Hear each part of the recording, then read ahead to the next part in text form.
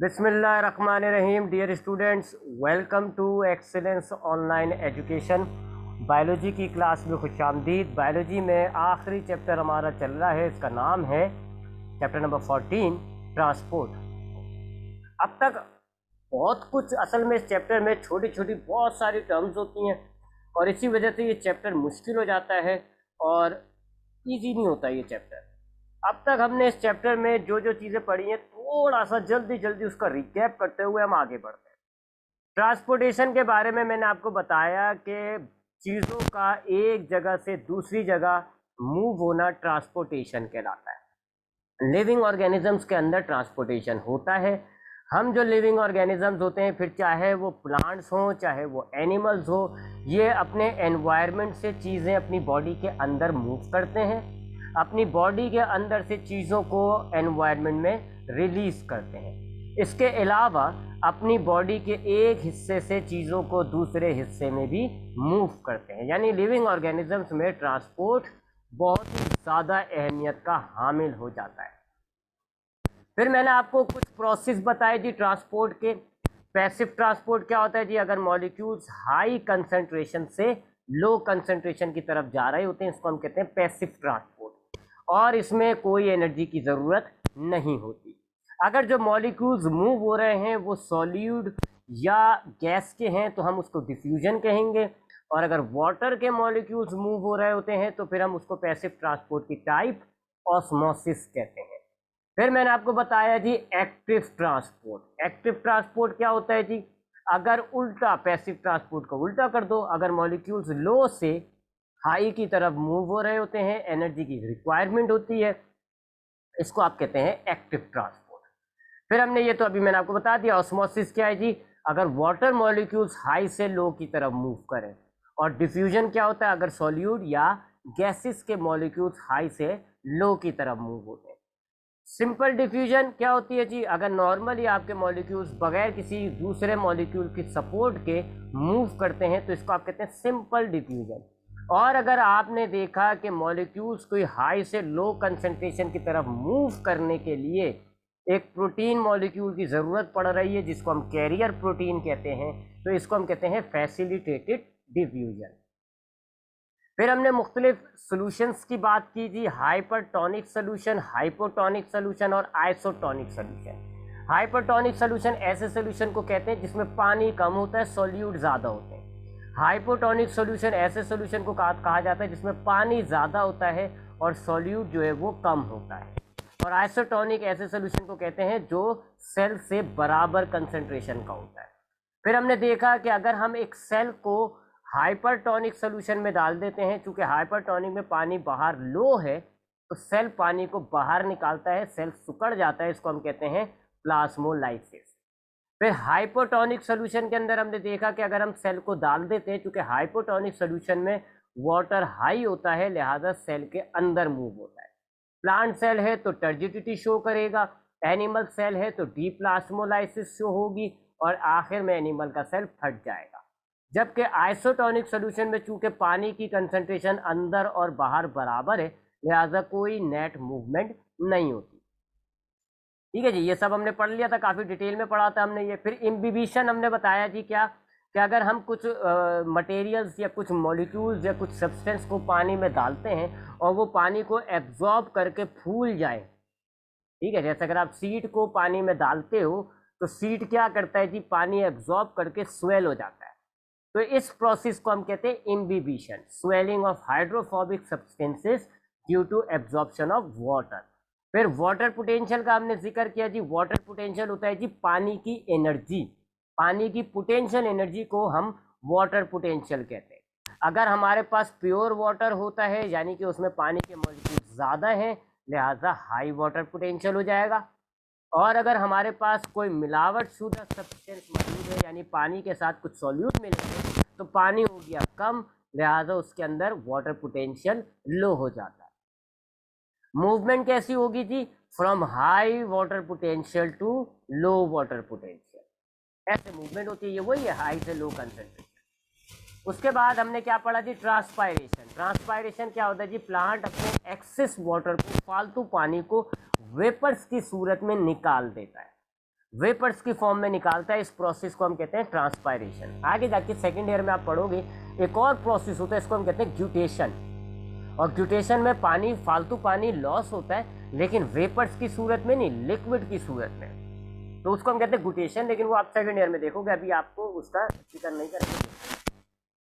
तो ट्रांसपायरेशन क्या बताया जी, अगर हमारे पास एक्सेस वाटर है जी, वो लॉस हो रहा है in the form of vapours, इस प्रोसेस को हम कहते हैं ट्रांसपायरेशन। काफी काम का प्रोसेस होता है ये, क्योंकि इससे ना सिर्फ फालतू पानी से प्लांट जो है वो निजात हासिल कर लेता है, बल्कि जो रूट ने पानी एब्जॉर्ब किया है उसको चढ़ने में भी मदद मिलती है, जो मैंने आपको आज की क्लास में बताना है।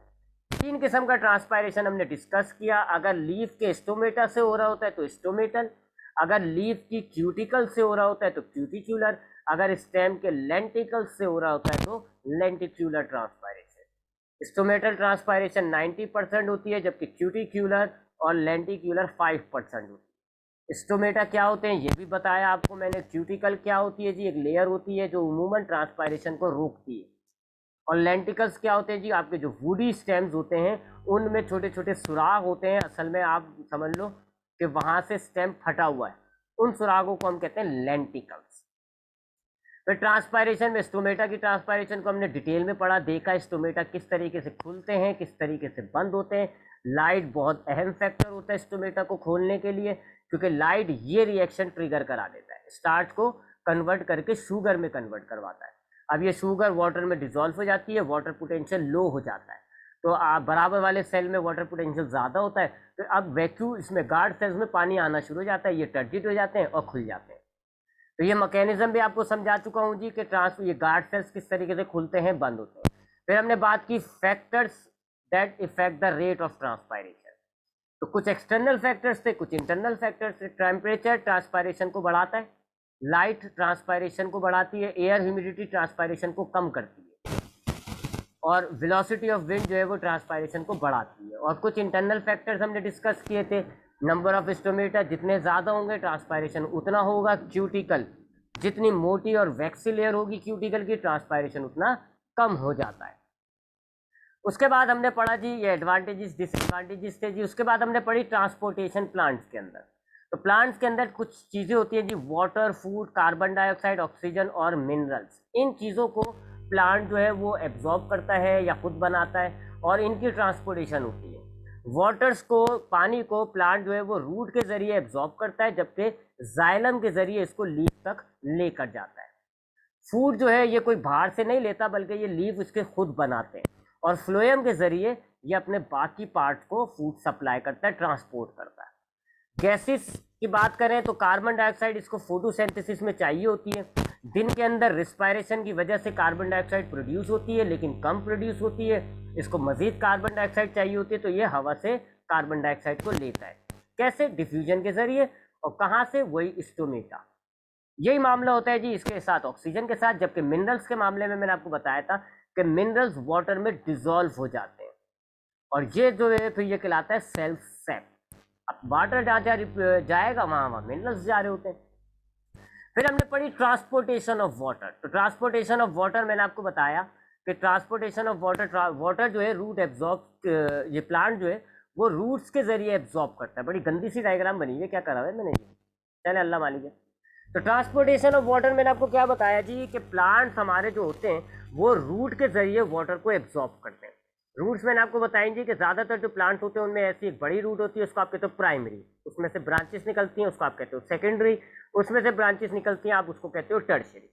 फिर हमने रूट का इंटरनल स्ट्रक्चर देखा कि आउटर जो लेयर होती है उसको हम कहते हैं एपिडर्मस। फिर ये सारा बीच के अंदर जो कॉर्टेक्स भरा हुआ होता है, बीच में इस रीजन को हम कहते हैं स्टील। स्टील में यहाँ पर जाइलम मौजूद होता है, जबकि यहाँ पर फ्लोएम्स मौजूद होते हैं। फिर हमने देखा कि ये जो एपिडर्मस होती है इनके अंदर छोटे छोटे से बाल निकले हुए होते हैं, उनको हम कहते हैं रूट हेयर्स। ठीक है। फिर हमने देखा ट्रांसपोर्टेशन ऑफ वाटर कैसे होता है जी। दो किस्म का होता है, एक कहलाता है लेटरल, एक कहलाता है एरियल, जिसको हमने बाद में नाम दिया एसेंट ऑफ सेप का। लेटरल लेटरल ट्रांसपोर्ट का मतलब होगा कि हमारे पास जो वाटर आया है, शायद मेरा नेट हिल गया है, अगर आवाज़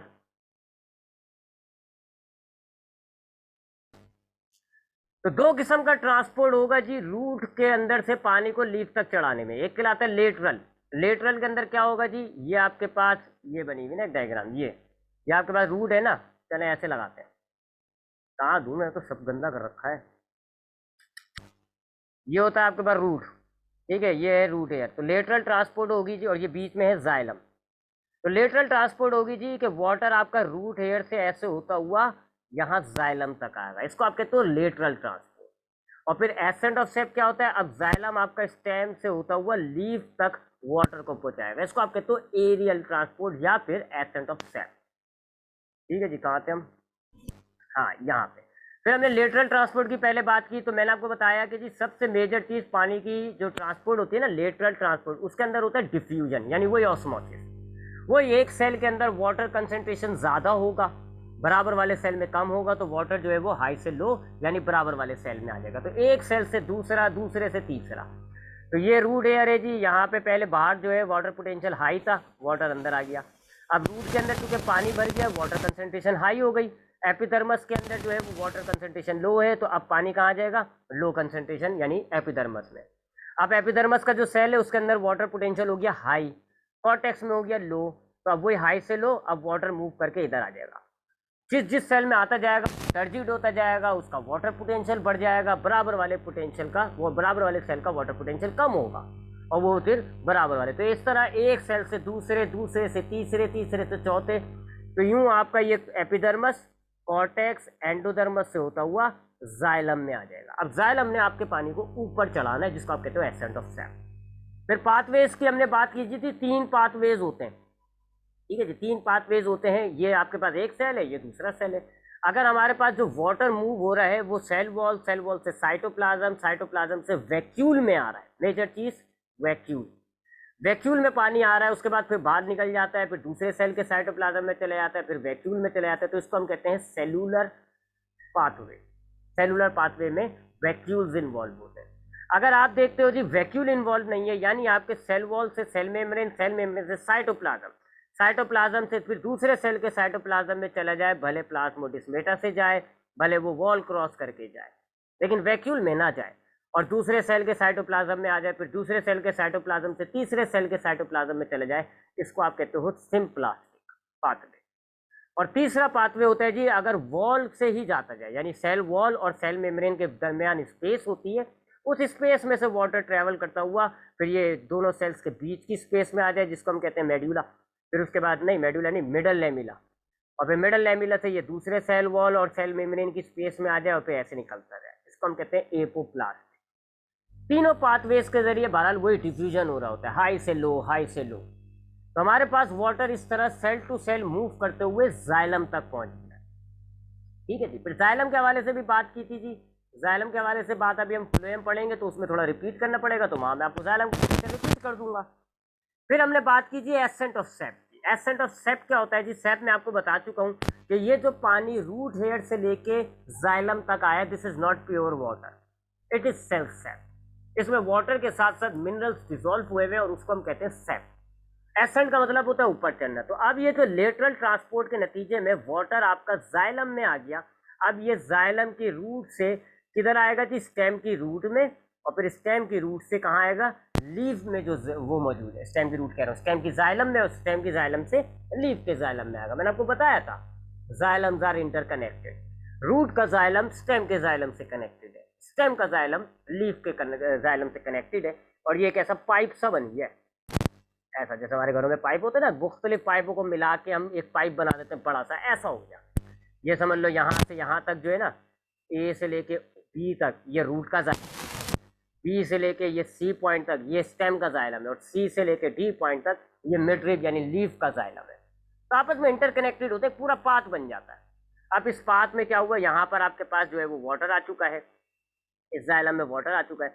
अब ये जाइलम में पानी जो है वो, ये सेप जो है वो ऊपर चढ़ाना शुरू हो जाएगा, और आपके लीफ में ये जो है वो निकल आएगा। अब लीफ के अंदर जो मेसोफिल सेल्स होते हैं वो इस वाटर को यूज करेंगे, फोटोसिंथेसिस करेंगे, खाना बनाएंगे, अल्लाह अल्लाह खैर सल्ला। अब सवाल ये पैदा होता है कि ये जो वाटर हमारे, ये जो सेप हमारे पास जाइलम की रूट में आया, किस मैकेनिज्म के थ्रू ये हमारे पास जाइलम से ऊपर चढ़ रहा है। इसको हम कहते हैं मैकेनिज्म ऑफ एसेंट ऑफ सेप, यानी इस सेप को ऊपर चढ़ाने के पीछे कौन सी चीज लगी हुई होती है, क्या चीज मौजूद है। कोई ऑथेंटिक बात नहीं है, लेकिन दो थ्योरीज हमारे पास मौजूद होती हैं जी, एक रूट प्रेशर थ्योरी और एक transpiration theory. Root pressure theory क्या है जी, हेल्स ने इसको पेश किया हुआ है। वो क्या कहता था कि हमारे पास जो रूट के जो कॉर्टेक्स के सेल्स हैं, क्योंकि वो टर्जिड हो रहे हैं, फिर वापस रिलैक्स हो जाते हैं, फिर टर्जिड होते हैं, फिर रिलैक्स हो जाते हैं। जब पानी भरता है तो टर्जिड हो जाते हैं, जब पानी निकलता है तो रिलैक्स हो जाते हैं। तो इनके इस जो कॉर्टिकल सेल्स है रूट के, इनके कॉन्ट्रैक्ट रिलैक्स की वजह से प्रेशर जनरेट हो जाता है। जैसे अब मैं आपको बताया था, एग्जाम्पल दी थी, आप एक पंप लो, उसको दबाओ छोड़ो, आप उसको क्या कर रहे हो, कॉन्ट्रैक्ट रिलैक्स, फिर प्रेशर डेवलप हो जाएगा। और आपने अगर उसमें से पाइप लगाया हुआ तो उस पाइप में से आपको हवा महसूस होती है प्रेशर की वजह से। तो इन कॉर्टिकल सेल्स की में कॉन्ट्रैक्ट और रिलैक्स की वजह से एक प्रेशर जनरेट हो जाता है, जिसको हम कहते हैं रूट प्रेशर। और ये रूट प्रेशर फिर आपके ये जो जाइलम में सेप मौजूद है, इसको ऊपर चढ़ाना होता है, इस पर फोर्स अप्लाई करता है और उसको ऊपर चढ़ाया जाता है। ये थी जी हेल्स की रूट प्रेशर थ्योरी। इस पे एतराज़ात हुए, इसको मानते नहीं है बहुत से लोग। वजह क्या है, क्योंकि स्टेम काट के भी अगर आप ज़मीन में लगाओ तो वो भी ग्रोथ करेगा, उसके लिए फोटोसिंथेसिस करेंगे, उनको पानी मिलेगा। अब तो यहाँ रूट के कॉर्टिकल सेल्स ही नहीं है, तो फिर अब कहाँ से प्रेशर जनरेट हो गया, इसका जवाब नहीं है किसी के पास। लिहाजा रूट प्रेशर थ्योरी को इतना ऑथेंटिक नहीं माना जाता। उसके बाद जो दूसरा मैकेनिज्म, जो दूसरी थ्योरी है जो हमारे मैकेनिज्म को, एसेट ऑफ सेप के मैकेनिज्म को साबित करती है, उसको हम कहते हैं ट्रांसपायरेशन पुल। ठीक है जी, यहाँ हम लिखते हैं उसको हम क्या कहते हैं, ट्रांसपायरेशन पुल। इसके दो तीन नाम है, इसको हम ट्रांसपायरेशन पुल भी कहते हैं, इसको हम एडिशन कोहिशन थ्योरी भी कहते हैं, एडिशन कोहिशन थ्योरी, और इसको हम डिक्सन थ्योरी भी कहते हैं। नाम है डिक्सन थ्योरी क्यों कहते हैं, क्योंकि इस थ्योरी को जिसने पेश किया था वो डिक्सन नाम का साइंटिस्ट। ठीक है, ट्रांसपायरेशन पुल क्यों कहते हैं, क्योंकि अभी आपको मैं बताऊंगा, आप देखोगे इसमें ट्रांसपायरेशन इन्वॉल्व है, और पुल मतलब होता है खींचना। तो ट्रांसपायरेशन पुल का मतलब हो गया ट्रांसपायरेशन की वजह से खींचना।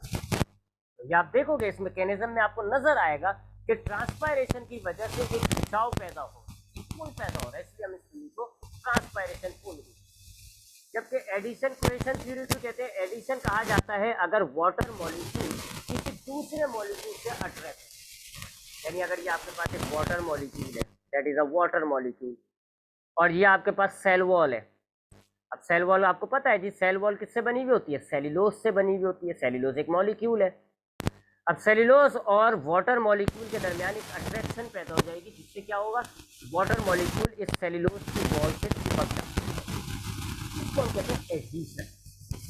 एडिशन क्या होता है, attraction of water molecule with some other substance. जरूरी नहीं है सेल्यूलोज। आप अगर एक बीकर लो और एक बीकर में आपने पानी भर रखा है, अब इसमें खाली ट्यूब डाल दो, आप क्या डाल दो, खाली ट्यूब डाल दो। अब ट्यूब में आप जब खाली ट्यूब डालोगे तो पानी को यहाँ तक भी जाना चाहिए, यहाँ तक। क्या देखोगे आप, क्या ऑब्जर्व करोगे, आपको नजर आएगा कि ट्यूब में भी थोड़ा सा पानी चाहिए, तकरीबन पानी चाहिए। इसको हम कहते हैं कैपिलरी इफेक्ट, केमिस्ट्री का टर्म है ये, कैपिलरी इफेक्ट है। अगर हमने खाली ट्यूब को डाले तो खाली ट्यूब में थोड़ा सा पानी चढ़ जाता है। Why, because of this adhesion. क्योंकि यहाँ ये जो वाटर मॉलिक्यूल्स है, ये ट्यूब की वॉल से एडिशन हो गए, अट्रैक्ट हो गए, जिसकी वजह से ये चिपक के थोड़े से ऊपर आ रहा है। तो एडिशन कहा जाता है कि अगर water molecule some other substance से अट्रैक्ट हो गए। इस केस के अंदर क्या होगा, हमारे पास सेल वॉल होगी, सेल वॉल बनी हुई होती है सेल्यूलोज से, और सेल्यूलोज वाटर मॉलिक्यूल्स को अट्रैक्ट करके अपने साथ चिपकाएगा। तो इससे क्या होगा जी, फुलो ये जो जाइलम है इसकी वॉल तक में पानी चिपका होगा, यहाँ पे जो वाइलम है ना, पानी चिपका होगा ड्यू टू एडिशन। एडिशन नजर आएगा, एडिशन को डाला है। और कोहेशन किसको कहते हैं कि वाटर मॉलिक्यूल दूसरे वाटर मॉलिक्यूल से जुड़ा हुआ होता है। आप जानते हो हाइड्रोजन बॉन्डिंग, केमिस्ट्री में आपने पढ़ा होगा, केमिस्ट्री में आपने पढ़ा होगा कि ये हमारे पास होता है कि हाइड्रोजन, ये वाटर मॉलिक्यूल है, ये दूसरा वाटर मॉलिक्यूल है, ये तीसरा वाटर मॉलिक्यूल। तो वाटर मॉलिक्यूल का जो ऑक्सीजन होता है वो हाइड्रोजन से लिंक हुआ होता है, ट्रैक हुआ। इसी तरीके से ये वाला जो हाइड्रोजन है ये ऑक्सीजन से अट्रैक्ट हुआ होता है, इसको हम कहते हैं हाइड्रोजन बॉन्ड। तो इस अट्रैक्शन को हम बायोलॉजी में कह रहे थे कोहेशन। ठीक है, तो वाटर मॉलिक्यूल्स भी आपस में एक दूसरे से जुड़े हुए बाय कोहेशन। तो यहाँ आप दूसरा नाम क्या देख रहे हो, एडिशन कोहेशन, यानी कि वाटर मॉलिक्यूल्स जुड़े हुए, ना सिर्फ आपस में जुड़े हुए यानी कोहेशन, बल्कि सेल वॉल से भी जुड़े हुए होंगे, एडहीशन। सेल वॉल से जुड़ना एडिशन कहलाएगा, आपस में जुड़ना कोहेशन कहलाएगा। तो ये जरा टर्म ध्यान में रख लिएगा क्योंकि ट्रांसपैरेशन रूल में ये काम आएगा। तो इस थ्योरी को हम डिक्सन थ्योरी कहते हैं क्योंकि इसको डिक्सन ने पेश किया था। इसको हम एडिशन कोहेशन थ्योरी कहते हैं क्योंकि इसके अंदर आपको वाटर मॉलिक्यूल वॉल से चिपके हुए नजर आएंगे, वाटर मॉलिक्यूल आपस में भी चिपके हुए, एडिशन। इसको आप ट्रांसपायरेशन पुल कहते हो क्योंकि इसमें ट्रांसपायरेशन की वजह से ये पुल। अब आते हैं इस थ्योरी की तरफ, है क्या इस थ्योरी में। देखिए यहाँ से स्टार्ट करते हैं कि दैट इज लीव। ये क्या है, ये हमारा लीव है, और हमने लीव में ट्रांसपायरेशन पढ़ चुके हैं जी। हमारे पास है जी ये मीजोफिल सेल, ये मीजोफिल सेल है, ठीक है, और इनके बीच में स्पेस मौजूद होती है जी, नजर आ रही है आपको ये स्पेस, ये तो बहुत बड़ी स्पेस है। इन स्पेसिस को हम कहते हैं एयर स्पेसिस या एयर सेल, ठीक है। वाटर मॉलिक्यूल इनमें मौजूद है, जो भी फालतू पानी होगा वो इन स्पेसिस में जमा होगा। यहाँ पर आपके पास वाटर मॉलिक्यूल नजर आ रहा है, जमा होगा। Now this is high concentration, यहाँ वाटर पोटेंशियल हाई, हवा के अंदर आपको मॉलिक्यूल नजर नहीं आ रहा है, हवा के अंदर वाटर पोटेंशियल लो। यहाँ वाटर पोटेंशियल हो गया हवा में लो, जबकि एयर स्पेसिस में क्या हो गया, वाटर पोटेंशियल हाई। क्या होगा, स्टोमेटा खुल जाएंगे और ऑस्मोसिस के जरिए ये वाटर आपका वाटर मॉलिक्यूल हाई से लो मूव करना शुरू हो, जिसको आप क्या नाम देते हो, ट्रांसपायरेशन। ये तो हम पढ़ चुके हैं, ट्रांसपायरेशन ऐसे होता है। स्टोमेटा खुल जाएंगे, अब वाटर मॉलिक्यूल मूव होंगे from high to low concentration. इस एग्जाम्पल में क्या हुआ है, एयर स्पेसिस में हाई है, एटमोस्फेयर में लो है, लिहाजा वाटर मॉलिक्यूल्स एयर स्पेसिस से कहाँ चले जाएंगे, एटमोस्फेयर। क्या होगा जी, थोड़ी देर बाद क्या होगा जी, अब आपकी एयर स्पेस खाली, एयर स्पेस क्या हो जाएगी, खाली, यानी अब यहाँ पर वाटर पोटेंशियल हो गया लो, जबकि इन मेसोफिल सेल्स के अंदर पानी क्या है जी, भरा हुआ है, मेसोफिल सेल्स में वाटर पोटेंशियल क्या है जी, हाई। लिहाजा क्या होगा, अब मेसोफिल सेल से वाटर जो है मूव होके आपकी एयर स्पेस जमा हो जाएगा, एयर स्पेस जमा हो जाएगा, दोबारा एयर स्पेस हाई कंसंट्रेशन हो गई, तो खुला हुआ है एयर स्पेस से पानी। ये तो ट्रांसपायरेशन। मेसोफिल सेल्स क्या करेंगे, पानी को हाई से लो यानी एयर स्पेसिस में मुंतकिल करेंगे। फिर स्टोमेटा दिन में खुला हुआ होता है, एयर स्पेसिस से कहाँ निकल जाएगा, एटमोस्फेयर में। इसको आप क्या नाम देते हो, ट्रांसपायरेशन का। अब क्या होता है कि मेसोफिल सेल्स में पानी हो गया खत्म, पानी क्या हो गया, पानी उनके पास अनलिमिटेड थोड़ी है, खत्म हो जाएगा। अब मेसोफिल सेल्स के अंदर हो गया कि वाटर कंसंट्रेशन लो हो गई। इसी तरीके से एयर स्पेसिस में जब पानी खत्म हो गया है, low concentration air spaces, low concentration. जबकि ये क्या है, ये लीफ का जाइलम है, इसमें पानी है, ये जरा हाई कंसंट्रेशन। अब क्या होगा, आप जानते हो, movement from high concentration to low concentration. अब क्या होगा जी, ये मेसोफिल सेल्स और ये सॉरी एयर स्पेसिस और ये जो मेसोफिल सेल्स है, अब ये पानी खींचेंगे कि कहां से, जाइलम से खींच रहे हैं, पुल आ रहा है, पुल वर्ड, खींचना शुरू कर देते हैं। तो अब क्या हुआ जी, ड्यू टू एक्सेस ट्रांसपायरेशन की वजह से हमारे जो मेसोफिल सेल्स है और जो एयर स्पेसिस है, now they has low water potential, जबकि जाइलम में हाई वाटर पोटेंशियल है। तो अब ये मेसोफिल सेल्स और एयर स्पेसिस जाइलम में से पानी को पुल करना शुरू कर देंगे। अब पानी आपके यहाँ पर आ रहा है। अब क्या होगा जी, अब आपके ये जो लीफ का जाइलम है, यहाँ हो जाएगी लो कंसंट्रेशन, ठीक है जी, और यहाँ ऊपर क्या हो जाएगी, हाई कंसंट्रेशन। ऊपर इन जगहों पे हाई कंसंट्रेशन हो जाएगी, इन जगहों पे हाई कंसंट्रेशन हो जाएगी। अब इनकी हाई कंसंट्रेशन तो ट्रांसपायरेशन रहने नहीं देगी, ट्रांसपायरेशन इनको बाहर निकाल देगा। फिर दोबारा बेचारे गरीब लो कंसंट्रेशन पे आएंगे, फिर खींचने की तरफ आएंगे, ठीक है। ये तो यहाँ पे तो चेन चल गई। अच्छा, अब लीफ के जाइलम में हो गई लो कंसंट्रेशन, तो अब लीफ जो है अपने आगे के जाइलम से पानी जो कि वहाँ पे मौजूद होगा, वहाँ से खींचना शुरू करेगा।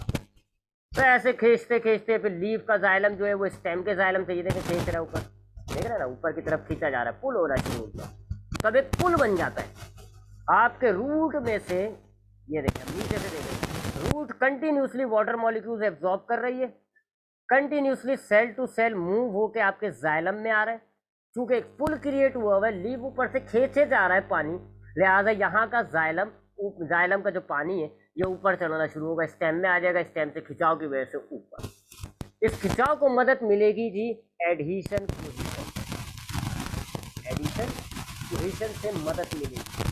जैसे कि एक वाटर मॉलिक्यूल दूसरे वाटर मॉलिक्यूल से अटैच होता है, ये देखिए ये एक वाटर मॉलिक्यूल है, ये दूसरा मॉलिक्यूल है, कोहेशन की मदद से अटैच होता है, तो वो पुल को और ज़्यादा सपोर्ट करेगा। अगर आपके 7 बंदे हैं जी एक दूसरे से हाथ जोड़ के खड़े हैं, तो एक को पुल करोगे सब खींचे चले आएंगे। यहाँ वाटर मॉलिक्यूल्स में कोहेशन हुआ है, एक दूसरे से अटैच हुए हैं, लिहाजा एक वाटर मॉलिक्यूल को खींचोगे पीछे से सारे मॉलिक्यूल्स खींचते हुए चले आएंगे, पुल बन जाएगा जी, एक कंटिन्यूअस पुल। इसी तरीके से ये सेल वॉल से भी अटैच हुए होंगे, सेल वॉल से भी अटैच हुए होंगे, लिहाजा सेल वॉल से अटैचमेंट जो है वो भी इस पुल को मदद देगी। तो एडिशन कोहेशन इस ट्रांसपायरेशन पुल को सपोर्ट करना शुरू कर देगा। इसकी मिसाल कुछ ऐसी है कि अगर आपके पास ये आपका माउथ है जी, अब ये माउथ में ऐसे बना रहा हूँ जी, अब ये पता नहीं क्या बना दिया मैंने, आपके पास ये स्ट्रॉ है, ठीक है जी, और ये आपके पास नीचे क्या है जी, जूस है, जूस भरा पड़ा हुआ है। अब कैपिलरी एक्शन की वजह से जूस आपका यहाँ आ जाता है। अब आप क्या करते हो जी, माउथ में एक पुल क्रिएट करते हो जी, अंदर सक करके। आप जब सक करोगे, आपने क्या किया, आपने एक पुल क्रिएट कर दिया जी इन दिस डायरेक्शन, ठीक है जी। तो आपका जूस जो है वो आपके यहाँ जो स्ट्रॉ का जूस था वो आपके माउथ में चला गया। क्योंकि ये लिक्विड है, एडिशन कोहेशन, ये सारा लिक्विड एक दूसरे से जुड़ा हुआ होगा, एडिशन कोहेशन की वजह से सारा लिक्विड एक दूसरे से जुड़ा हुआ होगा। तो अगर आपने खाली इसको खींचा, ये सब खींचे चले आएंगे, ये इधर मूव होगा, ये वाला आगे बढ़ेगा, ये वाला आगे बढ़ेगा, ये वाला आगे बढ़ेगा, ये वाला आगे बढ़ेगा, इधर से आगे लीफ में जाएगा। तो because of the adhesion cohesion की वजह से वाटर मॉलिक्यूल एक दूसरे से भी जुड़े होते हैं, जाइलम की वॉल से भी जुड़े। तो अगर आपको एक दफ़ा पुल किया आपने, पूरा वाटर मॉलिक्यूल एक कंटिन्यूअस चेन की तरह से ऊपर की तरह चला है। यहाँ पुल कौन कर रहा है, ड्यू टू ट्रांसपायरेशन पुल हो रहा है, वाटर लॉस हो रहा है बाय ट्रांसपायरेशन, जिसकी वजह से ये एक पुल क्रिएट हुई है।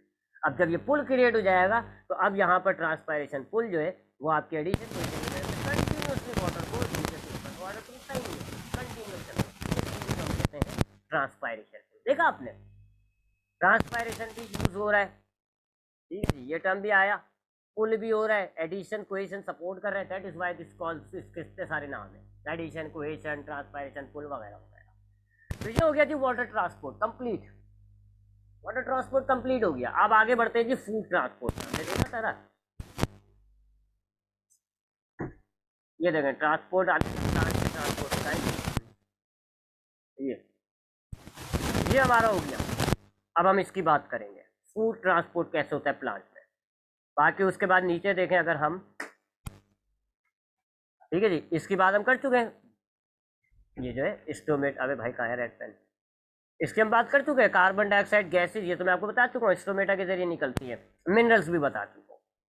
प्लांट के अंदर हमने वाटर की ट्रांसपायरेशन देख ली और ट्रांसपोर्टेशन देख ली, अब हम फूड की ट्रांसपोर्टेशन देखेंगे। फूड के ट्रांसपोर्टेशन को हम एक खास नाम देते हैं जी, ट्रांसलोकेशन। प्लांट अगर फूड मटेरियल्स को एक जगह से मूव करके दूसरी जगह लेकर जा रहा होता है, इसका हमने खास नाम रखा हुआ है। क्या नाम रखा हुआ है, translocation. Movement of food materials या movement of food particles from one place to another, this is called translocation. खास नाम ट्रांसलोकेशन क्या होता है जी, मूवमेंट ऑफ फूड पार्टिकल्स या food materials within the plant body is called translocation. इसका translocation हमने पढ़ा कि ट्रांसपोर्टेशन ऑफ वाटर में एक टिश्यू यूज होता है जिसको हम कहते हैं जाइलम, पढ़ा ना हमने। ट्रांसपोर्टेशन ऑफ वाटर में जो टिश्यू यूज होता है उसको हम कहते हैं जाइलम। और जाइलम के बारे में मैंने आपको क्या बताया, थोड़ा उसका स्ट्रक्चर रिपीट करते हैं। जाइलम में हमारे पास एक कॉम्प्लेक्स टिश्यू होता है। ये कॉम्प्लेक्स टिश्यू का मतलब है कि इसमें एक से ज़्यादा किस्म के सेल्स पाए जाते हैं। तो इसमें 4 किस्म के सेल्स पाए जाते हैं, 4 टाइप। एक ऐसे सेल्स होते हैं बड़े बड़े से, मोटे मोटे से, इनको हम कहते हैं वेसल्स। इनको हम क्या नाम देते हैं, वेसल्स। बहुत सारे वेसल्स आपस में ऐसे कनेक्ट होते, पाइप बना देते हैं। डेड सेल होता है, मुर्दा, अंदर से खाली खोखला, पाइप की तरह आराम से ट्रांसपोर्टेशन ऑफ वाटर होगा, ठीक है। ये होता है जी जाइलम, सॉरी वेसल्स। फिर उसके बाद इसी तरह की एक होती है कि उनको हम कहते हैं ट्रैचिड्स, ऐसी होती हैं पतली पतली सी, इसी तरह की होती है बट ट्रैचिड्स होती है, उनको हम कहते हैं ट्रैचिड्स। ये भी मुर्दा होता है। फिर पैरेंकाइमा होते हैं जी, जो वाहिद जिंदा सेल है। और फाइबर्स होते हैं वो भी मुर्दा होते हैं, वो सपोर्ट करते हैं। तो ये तो जाइलम था जी, जिसने ट्रांसपोर्टेशन ऑफ वाटर में बहुत अहम किरदार अदा किया। जबकि ट्रांसलोकेशन में जो टिश्यू इन्वॉल्व होता है उसको हम कहते हैं फ्लोएम।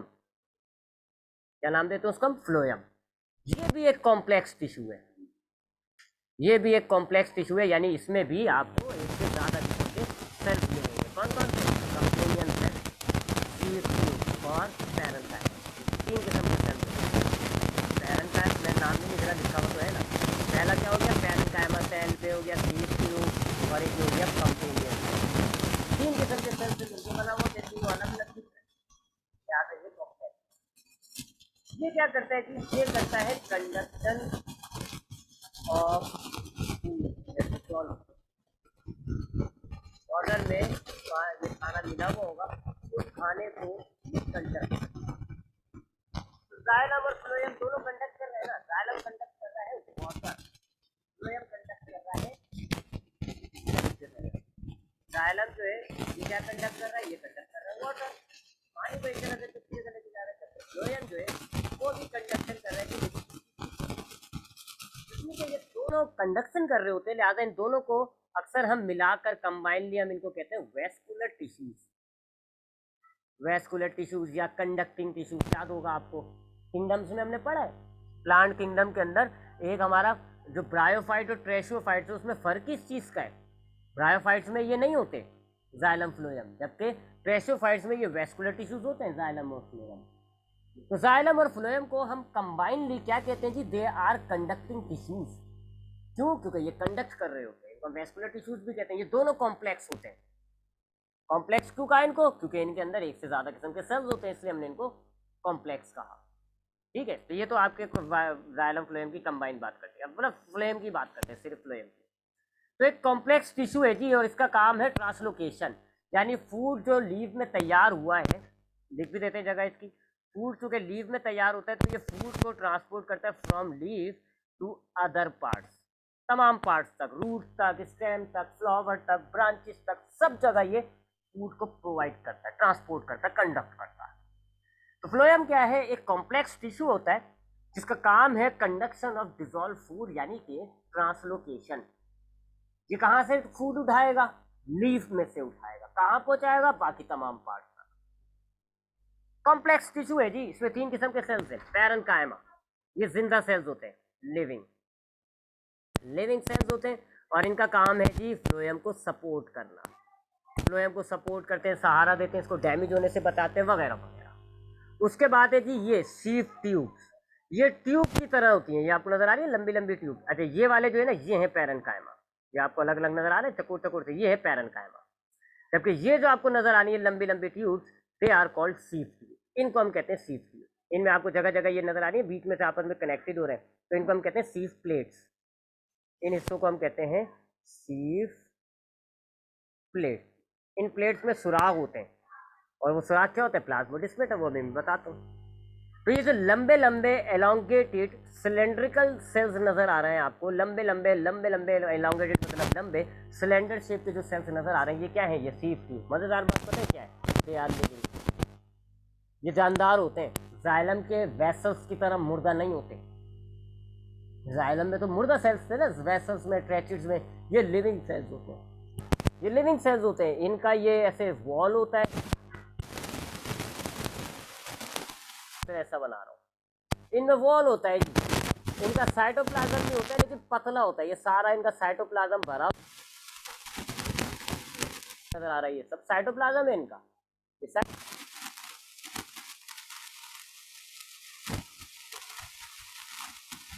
दूसरा शीफ ट्यूब, ठीक है जी, ये दूसरे शीफ का साइटोप्लाज्म है, ठीक है। और ये क्या हिस्सा कहलाएगा? ये हिस्सा कहलाएगा शीफ प्लेट।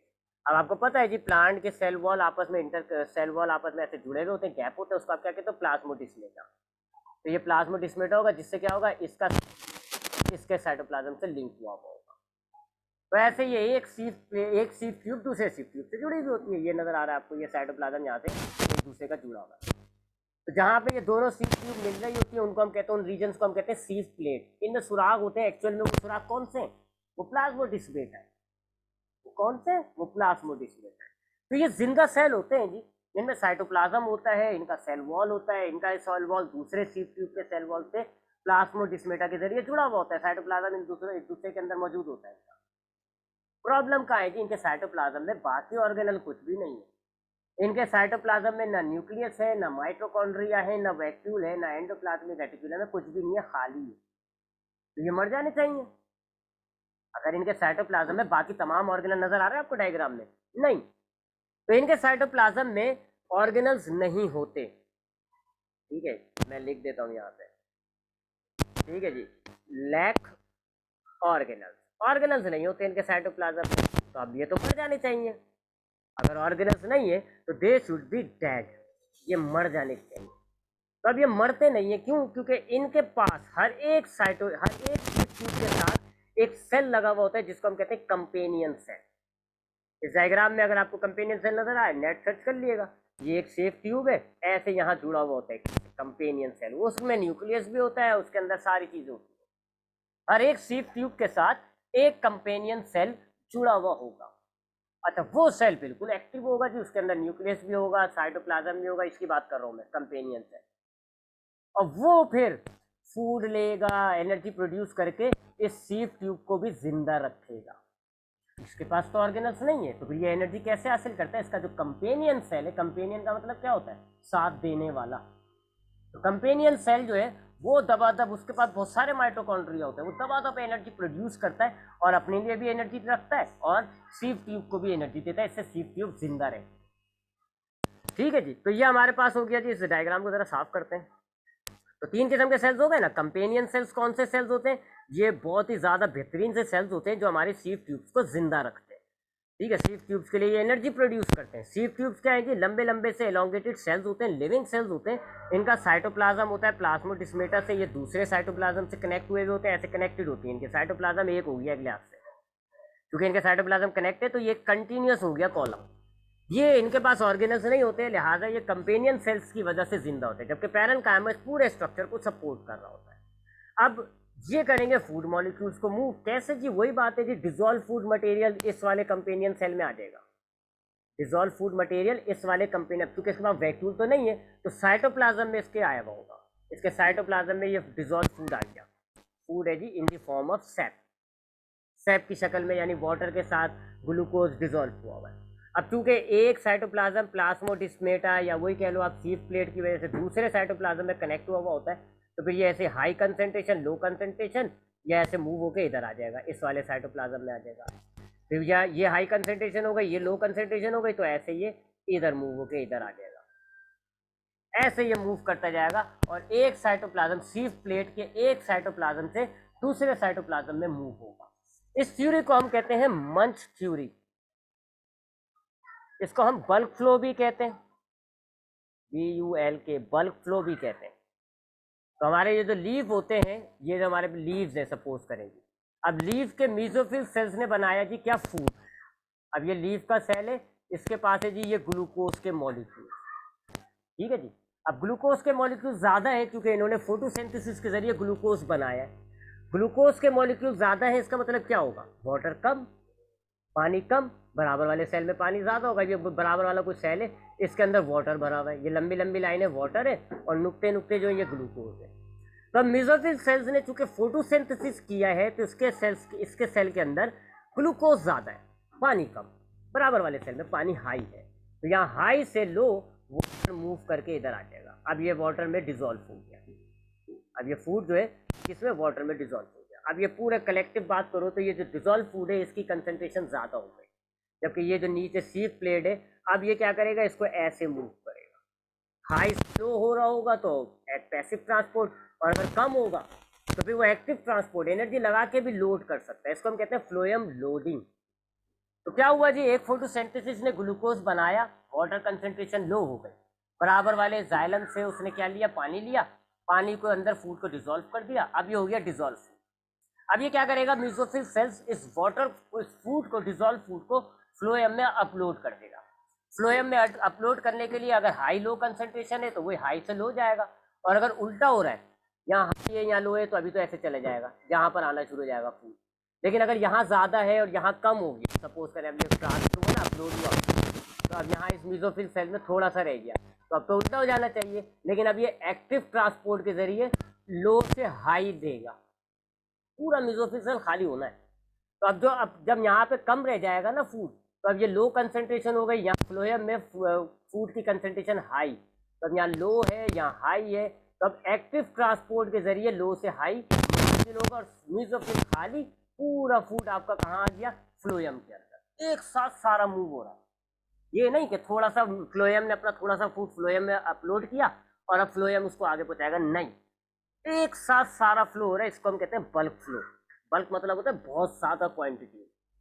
तो मेसोफिल सेल्स ने फोटोसिंथेसिस के जरिए फूड बनाया, ऑस्मोसिस के जरिए जाइलम से फूड लिया, डिसॉल्व फूड, पूरा का पूरा डिसॉल्व फूड जो है वो फ्लोएम में अपलोड हो गया, इसको हम कहते हैं बल्क फ्लो। अगर जरूरत पड़ी तो एक्टिव ट्रांसपोर्ट होगा, लेकिन सारा फूड मेसोफिल से खाली होकर फ्लोएम में अपलोड हो जाएगा, या आपके फ्लोएम में अपलोड हो गया।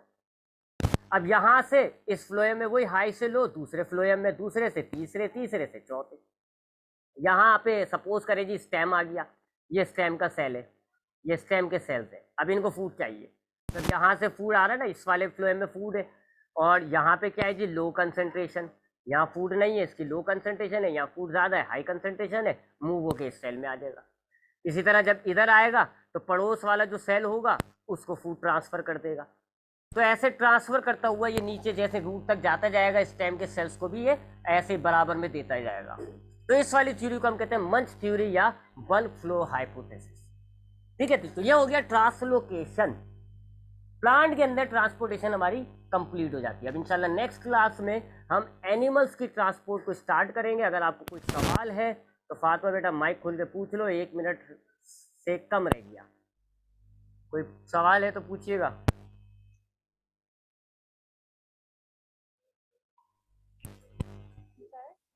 हाँ बोले जल्दी से, 1 मिनट। सर लेकिन वाटर पोटेंशियल में तो ये होता था ना कि अगर वाटर की अगर वाटर सॉल्यूट हो तो उसमें उसकी कंसंट्रेशन कम होती है। मैंने क्या तो कहा इधर आपको, मैंने क्या कहा, यहाँ जरूरत पड़ेगी तो एक्टिव ट्रांसपोर्ट होगा। अगर ऑस्मोसिस ये कह रहा होगा ना कि फ्लोएम के अंदर से निकल जाए, नहीं, फिर एक्टिव ट्रांसपोर्ट होगा, एनर्जी लगाएगा सेल, एक्टिव ट्रांसपोर्ट करेगा लो से हाई, लेकिन पूरा अपलोड होगा। मैंने यहाँ ये नहीं कहा कि पैसिव ही हो रहा है, यहाँ एक्टिव भी हो सकता है। ठीक, समझ में आई बात? जी। और कोई सवाल है और जल्दी, अगर सवाल है तो दोबारा क्लास ज्वाइन कर लो। जी है। चलो फिर रीज्वाइन करो।